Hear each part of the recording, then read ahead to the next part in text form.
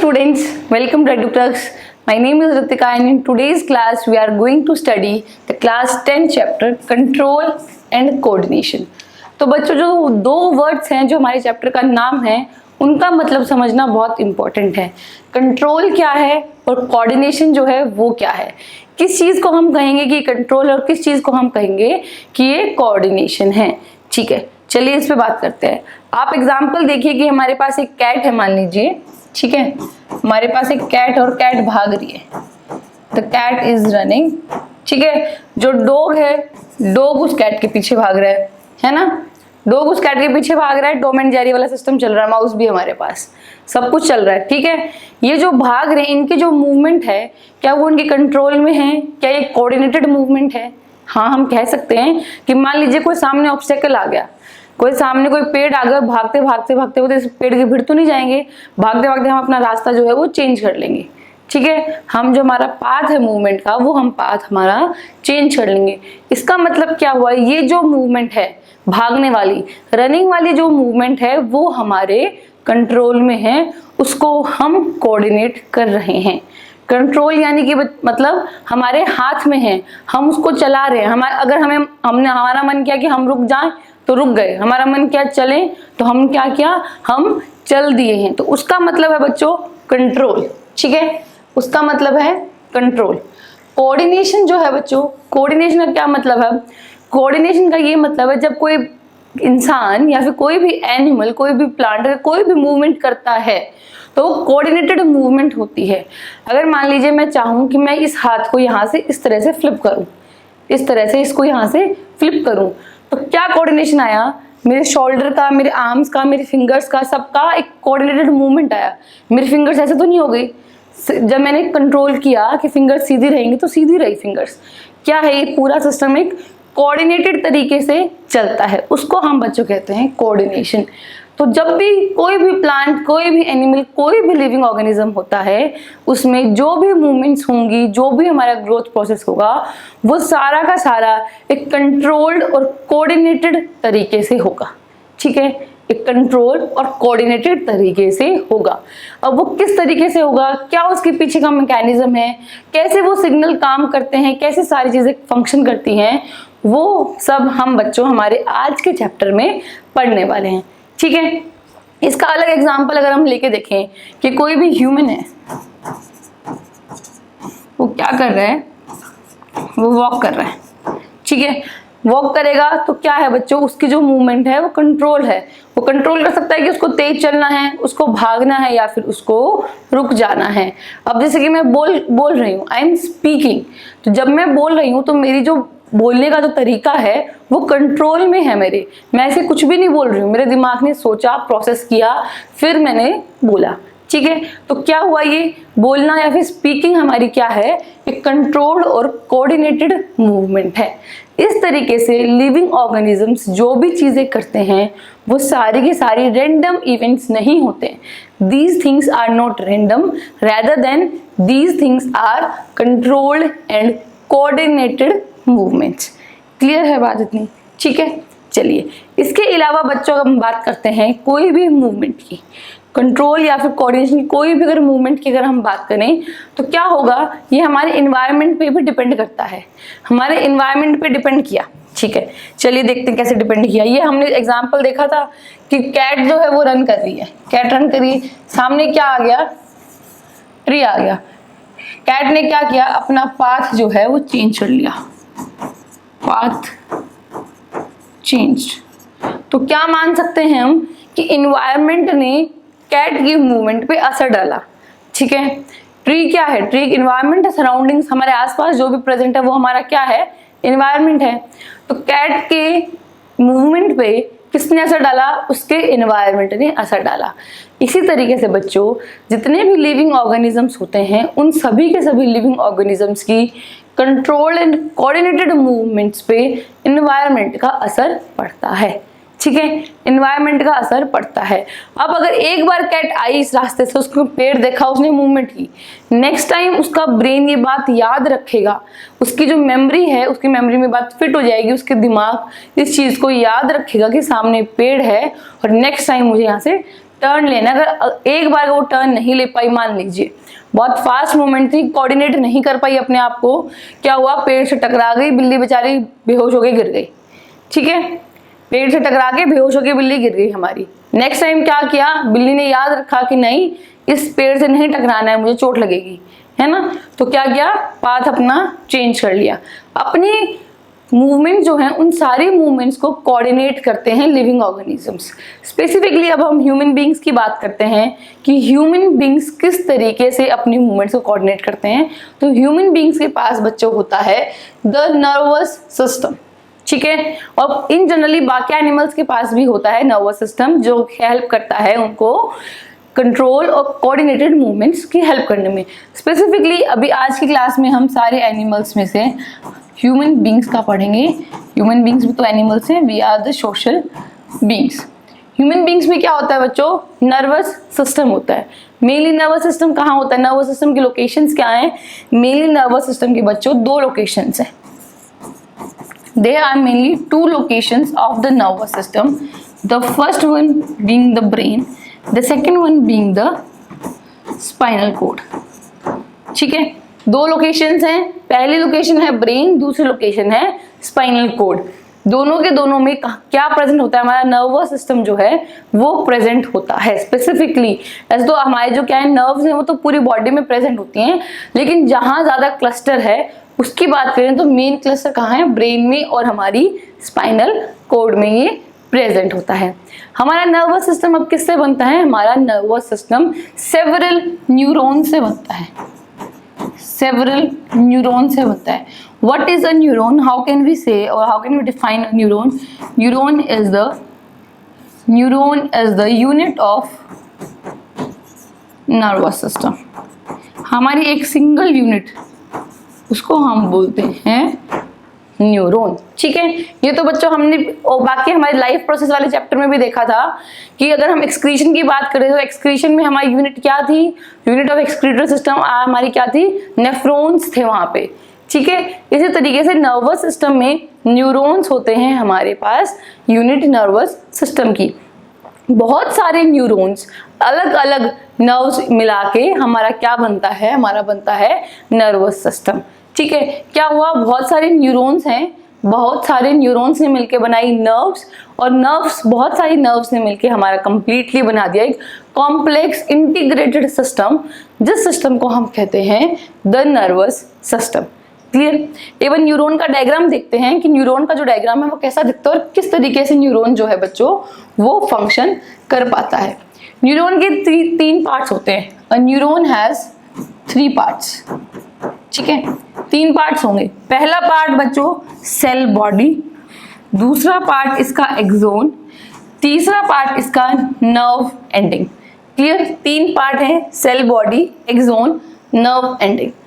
Cell body जो है, जो हमारा फर्स्ट पार्ट है, उसमें क्या होता है, सेंटर में हमारे पास न्यूक्लियस प्रेजेंट होता है। This is the nucleus. ठीक है, हर एक सेल का न्यूक्लियस होगा बच्चों, तो हमने देखा है हमारे ह्यूमन बींग्स में क्या है, हमारे पास जनरली जो सेल्स हैं, सेल्स में न्यूक्लियस जो है वो प्रेजेंट होता है। अगर आपको से कोई एग्जांपल पूछ ले कि हमारी ह्यूमन बॉडी में ऐसी किसी सेल का एग्जांपल दो जिस सेल में न्यूक्लियस प्रेजेंट ना हो, तो क्या होगा बच्चा, उसका एग्जांपल होगा हमारी red blood cells. Red blood cells जो होंगी उनके अंदर न्यूक्लियस जो है वो प्रेजेंट नहीं होता, न्यूक्लियस एब्सेंट होता है। चलिए ठीक है, वापस आ जाते हैं। सेल बॉडी थी, सेल बॉडी में न्यूक्लियस है। अब इस सेल बॉडी के एंड्स हैं जो कि ट्री लाइक हो रखे हैं, पेड़ जैसे हैं स्ट्रक्चर्स। इन पेड़ जैसे स्ट्रक्चर्स को बच्चों हम बोलते हैं डेंड्राइट। सिंगल को बोलेंगे डेंड्राइट, इन सबको मिला के हम बोलेंगे डेंड्राइट्स, एस लगा देंगे। ठीक है, डेंड्राइट है हमारे पास ये। क्या करेंगे डेंड्राइट, कोई भी सिग्नल आया उस सिग्नल को रिसीव करेंगे। कोई भी सिग्नल आया और उस सिग्नल को रिसीव किया। यहाँ से क्या आया बच्चों, यहाँ से हमारा आया सिग्नल। ठीक है, सिग्नल को रिसीव करेंगे, कहाँ पास करेंगे, एक्सोन। एक्सोन ये लंबे वाला पार्ट है। ठीक है, क्या काम होता है एक्सोन का, एक्सोन का काम होगा कि इसको इलोंगेट कर देगा। जितनी लंबी लंबी नर्व्स होंगी हमारे पास, उतना जो है हमारे पास सिग्नल जो है वो जल्दी पहुंचेगा। ठीक है, उतना सिग्नल जो है वो फास्ट पहुंचेगा, फास्ट हम एक्शन ले पाएंगे। तो एक्सोन का काम है हमारे पास सेल इलोंगेशन का। क्लियर।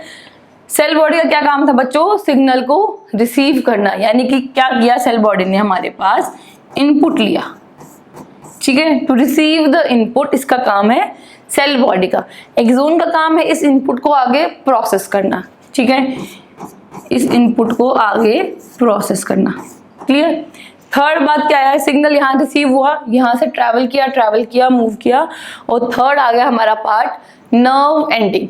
नर्व एंडिंग पे हमारे पास यहाँ सिग्नल जो है वो आगे की तरफ फिर मूव ऑन करता है, तो यहाँ पे हमारा आ जाता है आउटपुट, ठीक है, आगे आउटपुट। तीनों पार्ट्स के फंक्शंस क्लियर।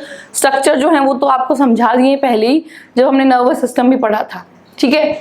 अदरवाइज आप ये देख सकते हैं, ये एक न्यूरॉन का, this is a typical neuron, ठीक है। आपसे पूछ लिया जाए कि न्यूरॉन का स्ट्रक्चर बनाना है तो इस तरीके से आप स्ट्रक्चर बनाओगे। तीनों पार्ट्स को आप लेबल करोगे, सेल बॉडी को, एक्सोन को, नर्व एंडिंग को, ठीक है। तो ये हमारे पास न्यूरॉन का स्ट्रक्चर है। फंक्शन में आप इसका बता सकते हो कि इसका क्या फंक्शन है। न्यूरॉन का फंक्शन है कि neuron is the unit of the nervous system. It consist of 3 parts, cell body, axon and nerve ending.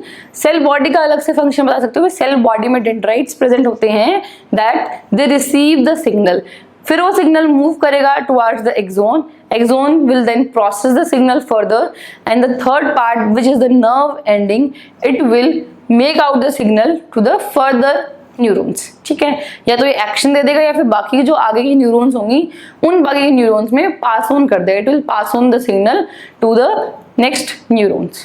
Clear है? तीनों का फंक्शंस क्लियर है, तीनों का स्ट्रक्चर जो है वो यहाँ पे दिया हुआ है, आप देख सकते हैं। क्या हुआ? इनपुट लिया, प्रोसेस लिया, आउटपुट दिया, ठीक है, simple. Input, process and the output. Clear बात इतनी बच्चों? ठीक है। अब एक और बात जो आपको ध्यान रखनी है, जो सिग्नल आया, ये सिग्नल मूव किया, ये किस सिग्नल जो है किसकी फॉर्म में मूव करेगा? It will move in the form of electrical impulse. किसकी फॉर्म में मूव करेगा? It will move in the form of electric impulse, ठीक है। इस इलेक्ट्रिक इम्पल्स को बच्चों हम नर्व इम्पल्स भी कहते हैं,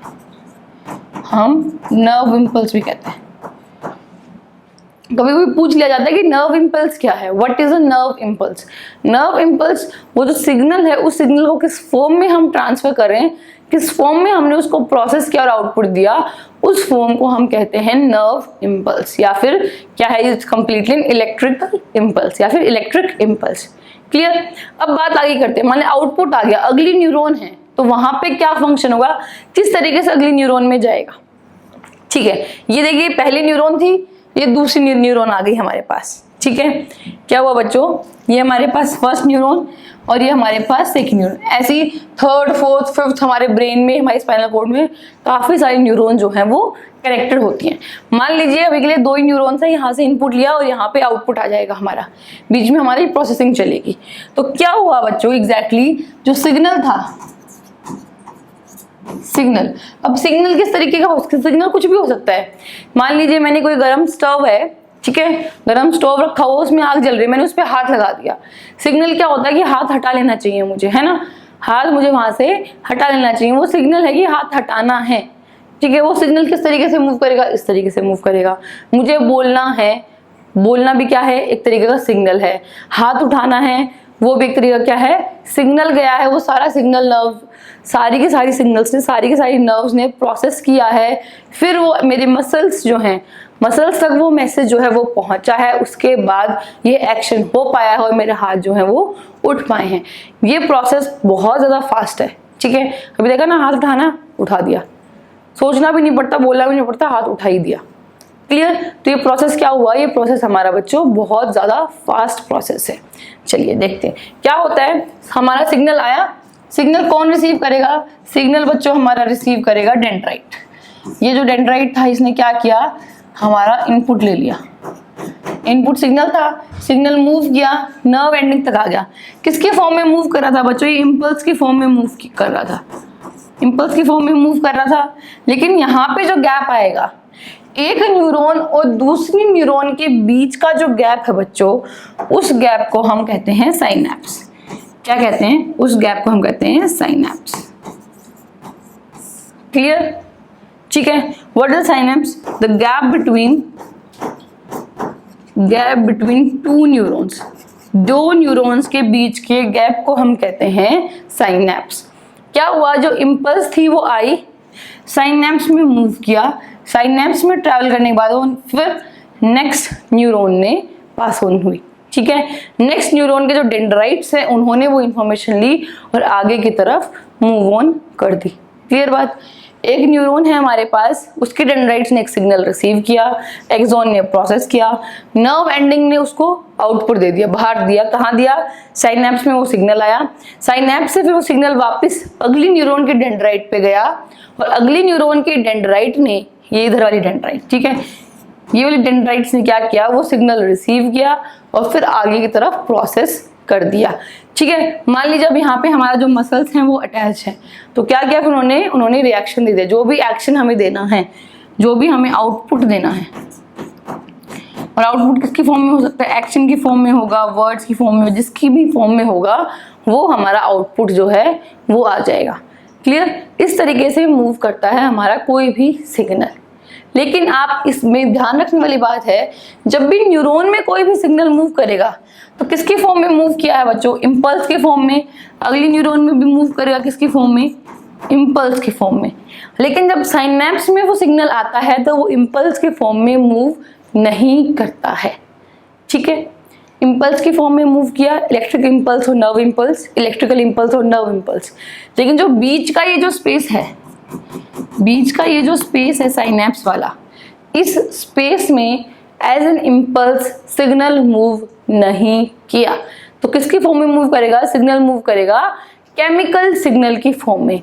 ये जो हमारे पास इलेक्ट्रिकल इम्पल्स है या इलेक्ट्रिकल सिग्नल है, ये केमिकल सिग्नल में कन्वर्ट होगा, फिर वो केमिकल सिग्नल वापस रिसीव किया जाएगा डेंड्राइट में, जहां वो कन्वर्ट होगा इलेक्ट्रिकल इम्पल्स में, फिर आगे की तरफ वो मूव करेगा। क्लियर? एक बार लिख के देखते हैं, बताते हैं बच्चों, ठीक है। क्या था हमारे पास? इलेक्ट्रिकल सिग्नल मूव था, इलेक्ट्रिक इम्पल्स थी, ठीक है। इलेक्ट्रिकल इम्पल्स बोल सकते हैं या फिर हम बोल सकते हैं इलेक्ट्रिकल सिग्नल। इलेक्ट्रिकल सिग्नल था, ये हमारे पास आया इलेक्ट्रिकल सिग्नल। ये हमारे पास क्या है बच्चों? ये हमारे पास है हमारी फर्स्ट न्यूरॉन, जिसने क्या किया है? जिसने सिग्नल को रिसीव किया है। क्लियर? फिर कहाँ आ गया? ये साइनेप्स में आ गया। साइनेप्स वाले स्पेस में आके क्या होता है? ये जो इलेक्ट्रिकल इम्पल्स है ये चेंज होती है केमिकल इम्पल्स में, यानी कि केमिकल सिग्नल में। केमिकल सिग्नल में चेंज हो गई, चेंज हुई केमिकल सिग्नल में। उसके बाद आगे क्या प्रेजेंट है? आगे बच्चों हमारी प्रेजेंट है सेकेंड न्यूरॉन। सेकेंड न्यूरॉन हमारी प्रेजेंट आ गई। सेकेंड न्यूरॉन ने क्या किया? उसके जो डेंड्राइट्स हैं, उसने क्या किया? इस केमिकल सिग्नल को रिसीव किया और वापस से चेंज कर दिया इलेक्ट्रिक सिग्नल में, वापस से चेंज कर दिया इलेक्ट्रिकल सिग्नल में, जिसको हम कहते हैं नर्व इम्पल्स। क्या कहते हैं? जिसको हम कहते हैं बच्चों नर्व इम्पल्स। क्लियर है? इस तरीके से मूव करता है। साइनेप्स में केमिकल सिग्नल की फॉर्म में मूव करेगा। ये बहुत इंपॉर्टेंट है बच्चों, इसको ध्यान रखना है कि किस तरीके से हमारी मूवमेंट हो रही है, किस तरीके से कंट्रोल और कोऑर्डिनेशन जो है वो मूव करता है, ठीक है। किस तरीके से मूव किया? कोई भी सिग्नल आया, कोई भी मैसेज आया कि यार ऐसे करना है, इनपुट आई किसी इंफॉर्मेशन की, उस इनपुट का हम एक आउटपुट देंगे, ठीक है। यानी इसका मतलब जैसे कि हम कोई बात सुनते हैं, कोई हमें कोई बात कहता है, हम उसकी बात सुनते हैं, हमारा दिमाग प्रोसेस करता है, फिर हम उसकी बात का एक जवाब देते हैं जो हमें लगता है कि जवाब ठीक है ना। बात सुनी, हमने उसकी बात का जवाब दिया। सेम तरीके से कोई सिग्नल आया, उसका हमने आउटपुट दिया। अब बैक एंड की बात हो रही है कि आउटपुट दिया कैसे, किस तरीके से वो आउटपुट जो है वो निकल के आया। सिग्नल रिसीव हुआ, न्यूरॉन में क्या था बच्चों? न्यूरॉन में इलेक्ट्रिकल सिग्नल की फॉर्म में वो मूव किया। साइनेप्स जो कि क्या है? Synapse is the gap between the two neurons. उन्होंने क्या किया? उसने फिर उस सिग्नल को केमिकल सिग्नल में चेंज किया। केमिकल सिग्नल वापस हमारे पास जो सेकेंड न्यूरॉन की जो डेंड्राइट थी, यानी कि सेकेंड न्यूरॉन की सेल बॉडी जो थी, उसने उसको रिसीव किया और रिसीव करने के बाद again as a nerve impulse में चेंज कर दिया। क्लियर? पूछा जाए कि साइनेप्स में सिग्नल किसकी फॉर्म में होगा? केमिकल सिग्नल की फॉर्म में होगा। जो सिग्नल है वो न्यूरॉन्स में किसकी फॉर्म में होता है, वो इलेक्ट्रिकल इम्पल्स की फॉर्म में। चलिए अब एक बार हम ये देखते हैं कि ये जो डायग्राम है, इस डायग्राम में किस तरीके से क्या दिखाया गया। इस डायग्राम में बच्चों देखिए क्या दिखाया गया, हमें एक्सोन दिखाई गई है। क्या थी एक्सोन? एक्सोन हमारा न्यूरॉन का सेकंड पार्ट है। 3 पार्ट होते हैं ना न्यूरॉन्स के, सेल बॉडी, एक्सोन और नर्व एंडिंग। सेकंड पार्ट है एक्सोन, ठीक है, सेकंड पार्ट दिखाया गया एक्सोन, और थर्ड पार्ट जो है नर्व एंडिंग्स। ये रही बच्चों, ये आपकी नर्व एंडिंग्स है, ये दिखाई गई, ठीक है, ये आपकी क्या है, नर्व एंडिंग्स हैं। जहां पे कोई भी नर्व कहाँ से जुड़ रही है, मसल से जुड़ रही है, एक मसल है, ठीक है, ये दिखा गया है ना, this is a muscle fibre, this is a muscle fibre. जहां पे हमारी नर्व एंडिंग और मसल ज्वाइन करती हैं उसको हम बोलते हैं न्यूरोमस्कुलर जंक्शन। क्या बोलेंगे हम बच्चों? बोलेंगे न्यूरोमस्कुलर जंक्शन, याद रखना है, ठीक है। जहां पे एक न्यूरॉन एक मसल से जुड़ती है, जहां पे एक न्यूरॉन एक मसल से जुड़ जाती है उसको हम क्या बोलते हैं, न्यूरोमस्कुलर जंक्शन। क्लियर बात? यहाँ पे क्या हमारी कैपिलरी, कैपिलरी क्या थी बच्चों? ये ब्लड कैपिलरी है, ठीक है। अब मान लीजिए क्या हो रहा है, हमारी जो मसल है, मसल को एक्शन करना है कि मान लीजिए मेरे को ये हाथ करना है, मेरे को ये हाथ खुला, मेरे को मुट्ठी बंद करनी है, ठीक है। मसल्स काम करेंगी मुट्ठी बंद करने के लिए, मसल्स काम करेंगे मुट्ठी बंद करने के लिए, लेकिन वो सिग्नल कहाँ से आएगा? ब्रेन से आएगा। तो क्या हुआ, मेरे ब्रेन ने सिग्नल दिया कि इन मुट्ठी को बंद करना है, ठीक है। वो न्यूरॉन से पास होती मेरे हाथ की जो न्यूरॉन्स हैं, हाथ में जो ये वाली जो न्यूरॉन्स आ रही हैं जो कि एक न्यूरोमस्कुलर जंक्शन बनाती हैं, उनके फिर सिग्नल आया, वो सिग्नल रिसीव किया मेरी मसल्स ने और ये मुट्ठी बंद हो गई। क्लियर? ये मुट्ठी जो है ये बंद होगी। सारी की सारी नर्व एंडिंग इसी तरीके से बच्चों मसल्स के साथ जुड़ी होती हैं। ब्लड यहाँ पे देखिए कैपिलरी है, यहाँ पे फिर ये कैपिलरी के साथ भी अटैच हो जाएगी जब यहाँ पे कोई फंक्शन होगा जो ब्लड से रिलेटेड होगा। क्लियर बात इतनी? इस तरीके से हमारे जो मसल्स हैं, जो भी हमारे मस्कुलर टिश्यूज हैं, उनसे हमारी जो नर्व एंडिंग्स हैं वो अटैच्ड हैं। एक्सोन बहुत लंबा पार्ट होगा बच्चों, ठीक है। नर्व एंडिंग्स जो हैं वो पर्टिकुलरली अटैच्ड होंगी हमारी मस्कल सेल से, इस तरीके से अटैच्ड होंगी। इस अटैचमेंट वाले रीजन को बच्चों, अटैचमेंट वाले एरिया को हम कहते हैं न्यूरोमस्कुलर जंक्शन, ठीक है। फिर हमारे पास जो सिग्नल आ गया, कहाँ से आया सिग्नल? नर्व, यहाँ से सिग्नल आ रहा था, सिग्नल आया, सिग्नल आया, सिग्नल आ गया, सिग्नल पास ऑन हो गया, पूरी मसल में सिग्नल समझ गया। मसल ने क्या किया? एक्शन कर दिया। मसल बोली अच्छा क्या सिग्नल है, मुट्ठी बंद करनी, अच्छा ये लो कर दी, ठीक है, अच्छा मुट्ठी खोलनी है, खोल दी। ये सिग्नल, ये सारा काम जो है वो फास्ट हो रहा है, स्लो नहीं हो रहा है, ये फास्ट हो रहा है। इसलिए हम समझ नहीं पाते कि अच्छा यार, अच्छा ये बैकग्राउंड में ये सारा सिस्टम हो रहा है, लेकिन बैकग्राउंड बैक एंड में हमारा ये सारा काम जो है बच्चों वो चलता रहता है। डीप में इसको समझे हम, ये हमारी नर्व एंडिंग थी, दिस वन नर्व एंडिंग। क्या है ये बच्चों? हमारी ये नर्व एंडिंग है, ठीक है। कौन सी नर्व एंडिंग? हमारी ये वाला नर्व एंडिंग, ठीक है। इस पार्ट को कहते हैं ना हम नर्व एंडिंग। तो ये वाली नर्व एंडिंग है बच्चों हमारी इधर, ठीक है। किसके साथ अटैच्ड है? मसल के साथ अटैच्ड है, पर्टिकुलरली किसी न किसी मसल के सेल के साथ अटैच होगी। मसल की सेल के पास क्या होता है बच्चों? माइटोकॉन्ड्रिया होता है। मसल सेल्स में सबसे ज्यादा क्या प्रेजेंट होगा? माइटोकॉन्ड्रिया। माइटोकॉन्ड्रिया क्या है बच्चों? ये तो आप 9th क्लास में पढ़ के आए हो, फंडामेंटल यूनिट ऑफ लाइफ में आपने पढ़ा था। माइटोकॉन्ड्रिया क्या है बच्चों? Mitochondria is the power house of the cell. ये एटीपीज बनाता है, एटीपी को जनरेट करता है। एटीपी मींस एडिनोसिन ट्राइफॉस्फेट, जो कि हमारी एनर्जी करेंसी है। हमारी बॉडी में जो भी एनर्जी यूज होती है, जो भी एनर्जी को हम यूटिलाइज करते हैं, वो एटीपी की फॉर्म में होती है, एडिनोसिन ट्राइफॉस्फेट की वो फॉर्म में होगी। और वो एटीपी कौन बनाएगा? वो एटीपी बनाएगा हमारा माइटोकॉन्ड्रिया। अब इसी वजह से हम माइटोकॉन्ड्रिया को क्या कहते हैं? Power house of the cell कहते हैं। तो माइटोकॉन्ड्रिया के साथ ये अटैच्ड है। इस नर्व एंडिंग ने सिग्नल दिया, माइटोकॉन्ड्रिया ने सिग्नल रिसीव किया, एटीपी जनरेट किए, एनर्जी को यूज करके मुट्ठी को बंद कर दिया, ठीक है। एनर्जी तो लगती है ना मुट्ठी बंद करने में, एनर्जी लगा के मुट्ठी को बंद कर दिया। क्लियर? तो ये जो फंक्शन था ये हो गया हमारा। इस तरीके से कोई और सिग्नल आया, अगर चलने का सिग्नल आया, सेम तरीके, तो चलने का सिग्नल क्या हमारे पैरों तक पहुंचाया जाता है। सेम तरीके से हमारे जो पैरों की मसल्स हैं वहां तक नर्व एंडिंग्स अटैच होंगी, वहां पे हमारे ऐसे न्यूरोमस्कुलर जंक्शंस होंगे पैरों में, और उन जंक्शंस के पास सिग्नल आएगा, और उस सिग्नल से हमारे वहां के जो माइटोकॉन्ड्रिया है वो एटीपीज को जनरेट करेंगे, और उस एनर्जी को यूटिलाइज करके हम चल देंगे। क्लियर? ठीक है।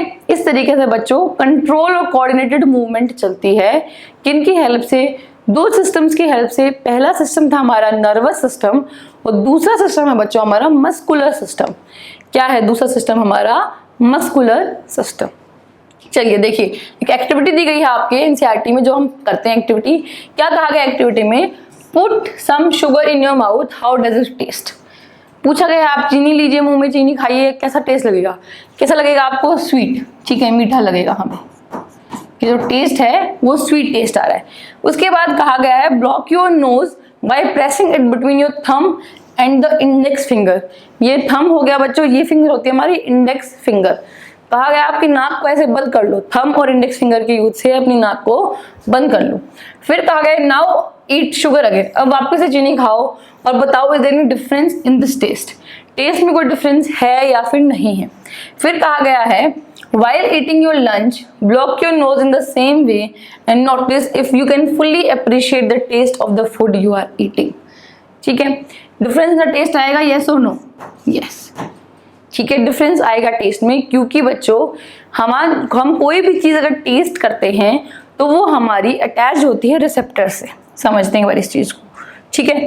क्या कहा गया है? हम कोई भी चीज को रिसीव कर रहे हैं, किसी भी सिग्नल को हमने रिसीव किया, ठीक है। एनवायरनमेंट में कोई भी सिग्नल है, बाहर से कोई भी सिग्नल आया, उसको रिसीव कौन करता है? उसको मेनली रिसीव करते हैं बच्चों हमारे सेंस ऑर्गन्स। इसीलिए उनको हम कहते हैं सेंस ऑर्गन्स। नाम ही क्या है? सेंस, कि वो सेंस कर पाए एनवायरनमेंट में क्या चल रहा है, आसपास क्या, और उसको सेंस कर पाए, उसको महसूस कर पाए, इसीलिए उनको कहते हैं हम सेंस ऑर्गन्स। बचपन में सिखाया जाता है बच्चों हमारे पास क्या होते हैं? We have 5 sense organs. कौन कौन से 5 sense organs? We have eyes, ears, nose, mouth and the skin, है ना, यानी कि टच। हमारे पास क्या है? 5 सेंस ऑर्गन्स हैं। ये पांचों के पांचों सेंस ऑर्गन्स चीजों को सेंस करते हैं, यानी कि हमारे इन्वायरमेंट में क्या हो रहा है उससे हमें प्रोटेक्ट करते हैं या फिर उससे हमें सिग्नल देते हैं, ठीक है। आंखें हम देख के हमें सिग्नल देंगे, कान हमारे सुन के देंगे, नाक हमारा स्मेल करके देगी, माउथ हमें टेस्ट करके देगा, और स्किन हमें टेम्परेचर का, यानी कि हॉटनेस का, कोल्डनेस का, ड्राइनेस का, या फिर हम बोल सकते हैं या फिर ह्यूमिडिटी का, इन सब का हमें जो सेंस है वो हमारी स्किन हमें करवाती है। तो क्या हुआ? ये हमारे सेंस ऑर्गन्स हुए। अब सेंस ऑर्गन्स किस तरीके से काम करते हैं बच्चों? सेंस ऑर्गन्स के बाहर क्या प्रेजेंट होते हैं? रिसेप्टर्स प्रेजेंट होते हैं। क्या प्रेजेंट होंगे? वी हैव 5 सेंस ऑर्गन्स, और क्या प्रेजेंट होता है बच्चों?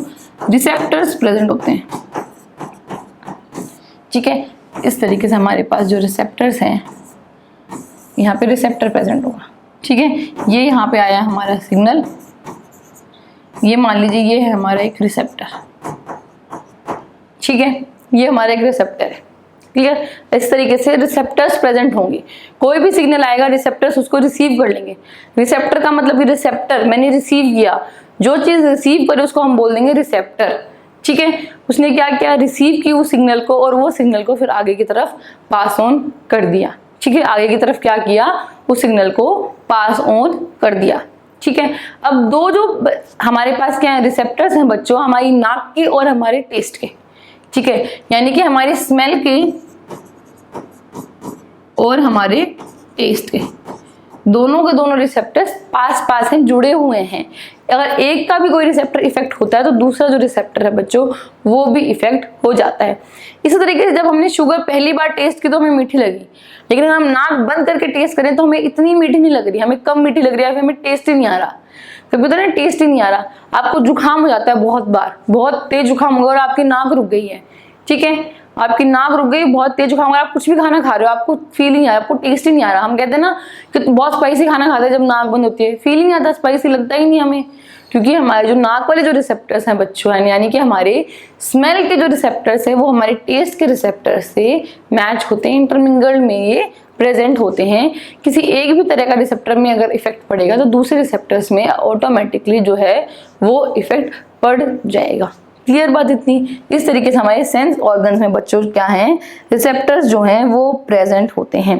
टेस्ट वाले रिसेप्टर्स को बच्चों, टेस्ट वाले रिसेप्टर्स को हम बोलते हैं गस्टेटरी रिसेप्टर्स, ठीक है। क्या बोलते हैं? हम बोलते हैं गस्टेटरी रिसेप्टर्स। और वहीं पे स्मेल वाले जो रिसेप्टर्स होते हैं बच्चों उनको हम बोलते हैं ऑल्फैक्टरी रिसेप्टर्स। क्या बोला हमने बोला ओल्फैक्टरी रिसेप्टर्स। क्लियर बात इतनी? ठीक है, तो ओल्फैक्टरी रिसेप्टर्स और गस्टेटरी रिसेप्टर्स जो हैं वो आसपास प्रेजेंट होते हैं, और जब हमारा ओल्फैक्टरी रिसेप्टर इफेक्ट होता है तो हमारे गस्टेटरी रिसेप्टर जो हैं बच्चों वो भी इफेक्ट हो जाते हैं, जिस वजह से हमें कभी हमारी जब नाक बंद होती है, फिर हम खुद बंद कर ले, या फिर कोल्ड हो गया, जुकाम हो गया, नाक बंद हो गई, ठीक है, तो क्या होगा, टेस्ट में भी जो है हमें डिफरेंस फील होता है।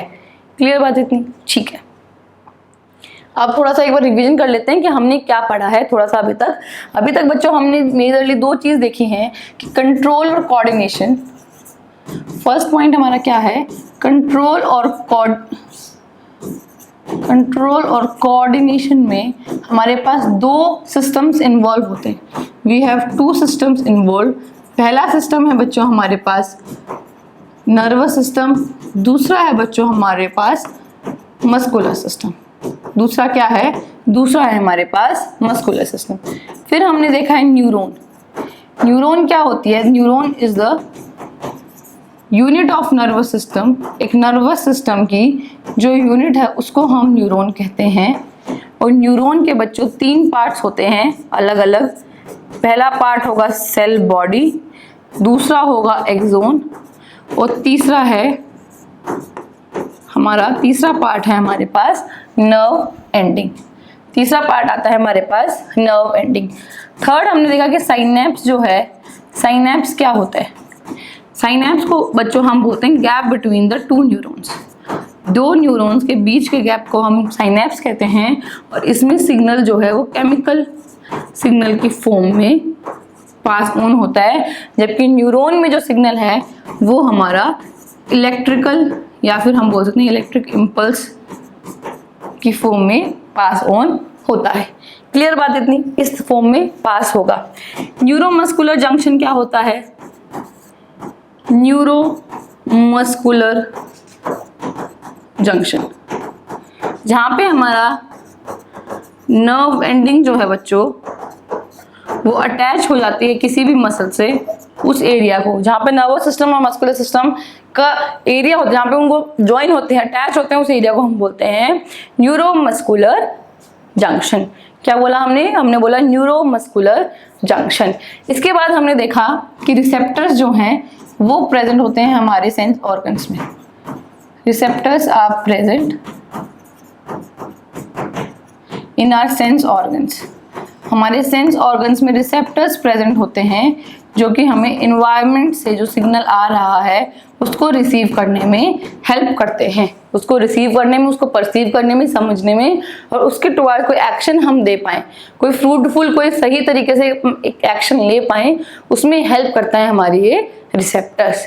क्लियर बात? स्मेल वाले जो रिसेप्टर्स होते हैं बच्चों उसको हम बोलते हैं ऑल्फैक्टरी रिसेप्टर्स। जो टेस्ट वाले होते हैं उनको हम बोलते हैं गस्टेटरी रिसेप्टर्स। क्लियर? तो आज की क्लास में बच्चों इतना ही। आने वाली जो अगली क्लासेस हैं उसमें हम अगले तरीके से देखेंगे कंट्रोल और कोऑर्डिनेशन और भी तरीके से हो सकता है, जैसे कि हम हार्मोनल लेवल हो सकता है हमारे पास, और प्लांट्स में किस तरीके से होगा वो सब हमारी आने वाली क्लासेस में देखेंगे। Thank you so much for studying with me. Keep learning and keep growing. और इसके अलावा आपके पास कोई भी डाउट होता है तो आप हमसे कनेक्ट हो सकते हैं, हमसे पूछ सकते हैं। We will be very glad to help you out. Thank you so much.